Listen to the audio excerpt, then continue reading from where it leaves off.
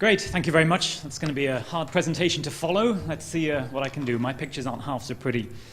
So MIDAS, or MIDAS, depending on how you pronounce it, is an instrument on board the Rosetta orbiter that is designed to study the very smallest dust particles, so hundreds of nanometers up to a few microns in size. And I'll tell you a little bit about the instrument itself because it's not your standard planetary science payload. So MIDAS consists of two things, a sample collection and handling system and an atomic force microscope. And for those of you who aren't familiar, an AFM works by taking a very sharp tip that is then mounted on a vibrating cantilever, which is excited close to resonance, and we use the interactions between the sample and this tip as a control point, and then we basically scan this tip across the surface of the dust grain, and we were able to build up three-dimensional images with nanometer resolution. We are also able to do a couple of other interesting things. One is magnetic force microscopy, so we can search for and map out magnetic inclusions in any dust grains. And we have a phase imaging mode that's somewhat sensitive to changes in the composition, or at least the physical properties of the grain. So you don't need to read all this, but I started to make a little bit of a mind map about some of the science that we want to do with MIDAS. Now, it's not an instrument where we have a really focused, laser-sharp science goal. It's an instrument that's very much look-see. So we want to see what the grains look like, and then depending on the size and the quality that we can get out of the images, we'll address such questions as the size distribution, the volume distribution.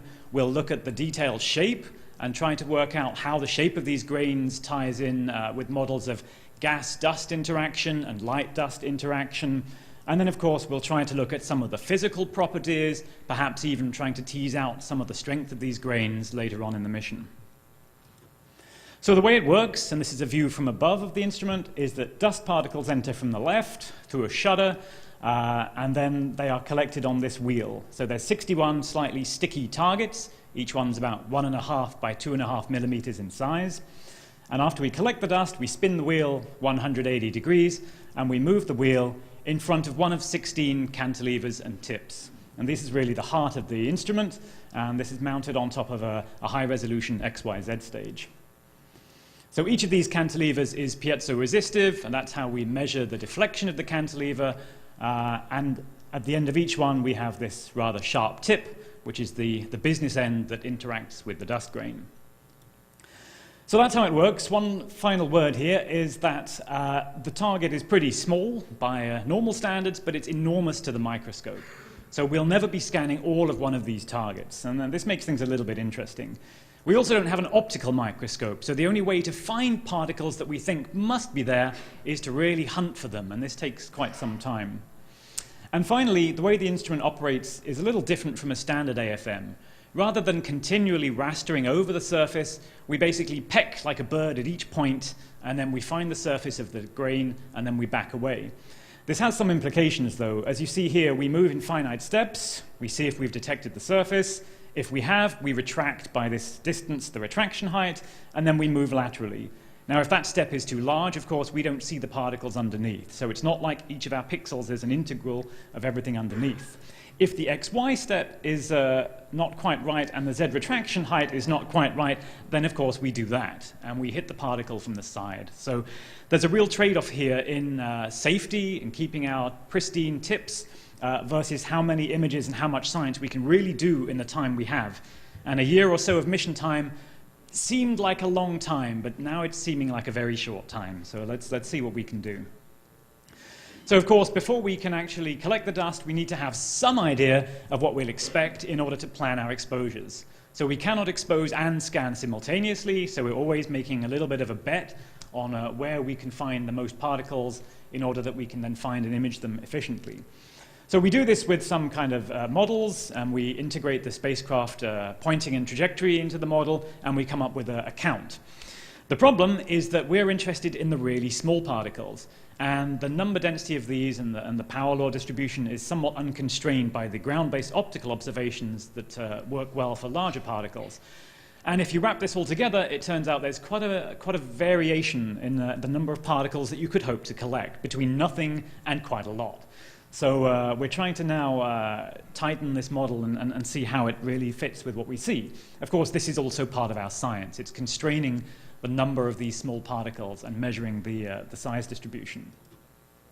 Okay, so we did a first exposure in September for 4 days. You see a before and an after image here. So the color coding shows you the height scale. The targets are relatively flat, but they do have some fine scale contamination. So you see some micron-sized particles here or there. As you see, nothing really jumps out at you in the after image. The eagle-eyed amongst you could also be convinced that maybe there's a particle less on the after image.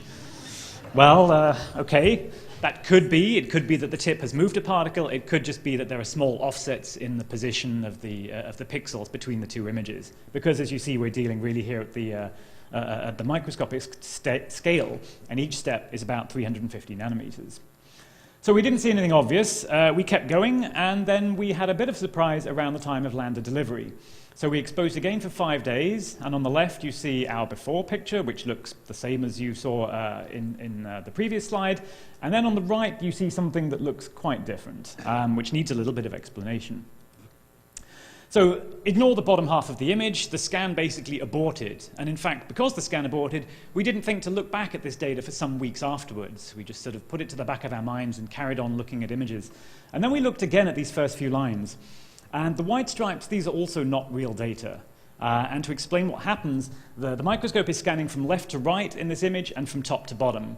And at a certain point, if you saw as in that previous animation, if the tip hits the particle from the side, oops, it tries to get further away, and it keeps doing this. And if it cannot get further than the maximum range of the microscope, then it thinks, oh, I've got to play it safe, and it resets to the next line. So that's why you have these white stripes. There was something that was really unexpectedly large here, bigger than 5 or 6 microns high, which is half the range of our Z piezo.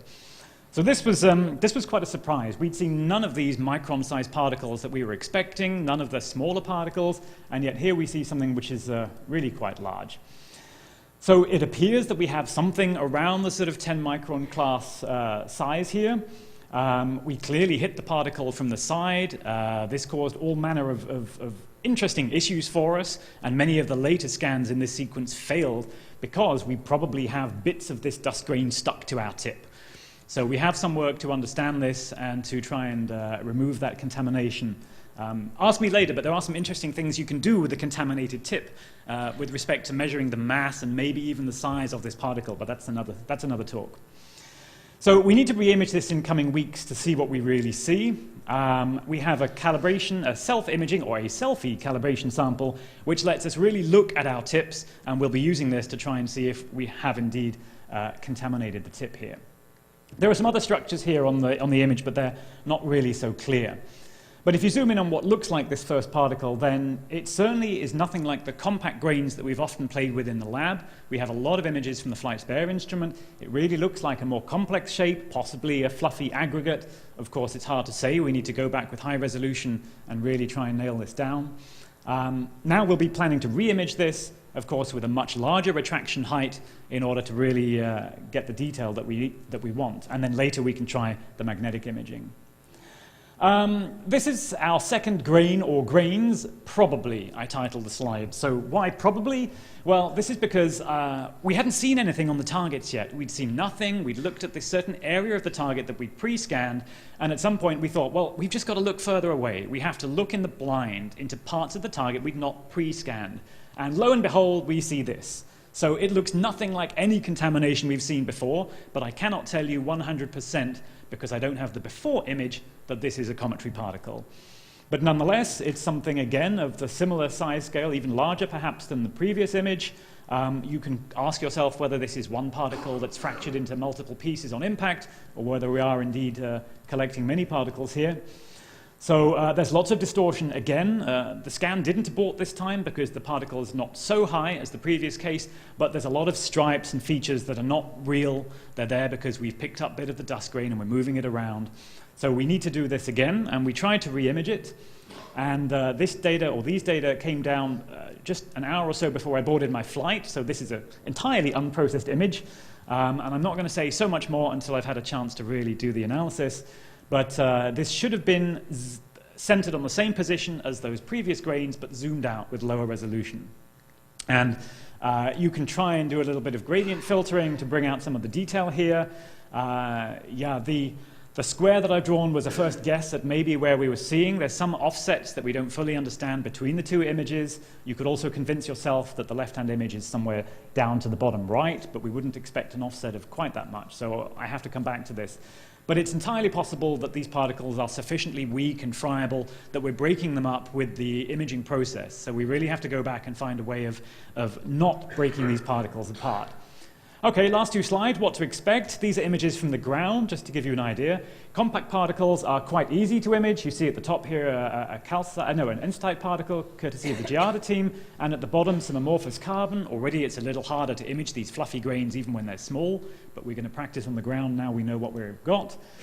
In summary, so a couple of weeks ago I was worried I would have nothing to tell you. Now I've at least got something to tell you. It needs a lot more work to tidy these data up, but we appear to be seeing larger particles. They appear to be quite friable. They appear to break quite easily.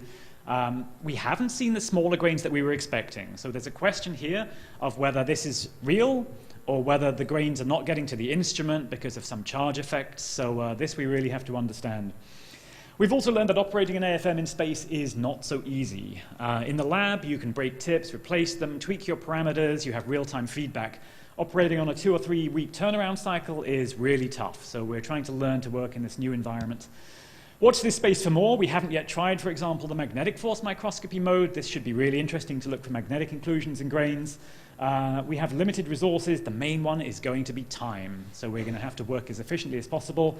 I'd like to thank everyone involved on the MIDAS team and also everyone at ESA, at RSGS, RMOC, Matt at ESTEC for their great support, and follow us on Twitter for more information. Thank you.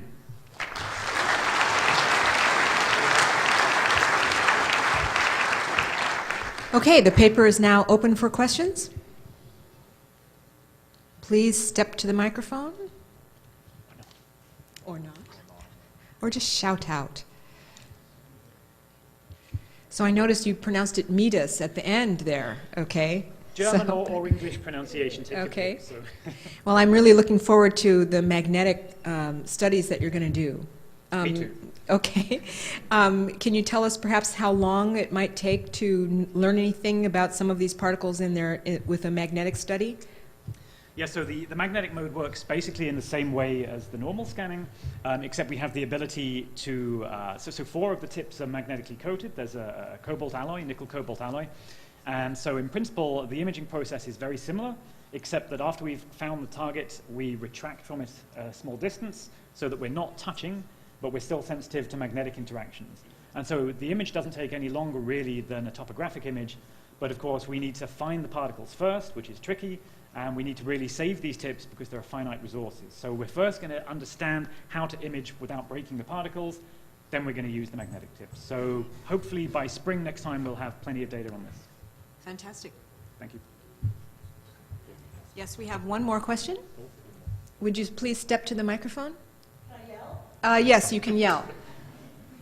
Why would the Churyumov false particles make it difficult for you to measure them? It's not measuring them, it's whether we physically collect them. So there's the question of whether the particles actually reach the instrument with respect to spacecraft and dust charging. So this is something we need to talk with the other dust instruments and the plasma instruments to understand if it's real or not. But we were a little worried to start with. There was a real instrumental problem there, but now we've seen the big particles. We know that at least dust of some kind is getting to the instrument. So now we have to think about the small stuff.